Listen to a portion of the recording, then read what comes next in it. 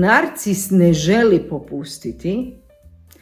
Narcis popuštanje vidi kao poraz i narcis nekako ne dopušta sebi ne braniti svoje načine. Tako da narcis će prije odustati od bitke, promijeniti temu i napraviti neki spin, optužiti vas za nešto drugo kako bi prebacio pozornost opet na vas i tu opet padamo u onaj vrtlog dokazivanja i objašnjavanja i opet je narcis pobjedio. Vidite kako je to zapravo jedna nemoguća bitka, jedna uistinu nemoguća bitka. Ma koliko mi imamo činjenice i imamo argumente, narcis će sve to izokrenuti i nekako će okrenuti narativ, a da bi samo zato da bi sebe stavio u vodstvo. I u tom smislu svaka rasprava sa narcisima u pravilu je osuđena na neuspjeh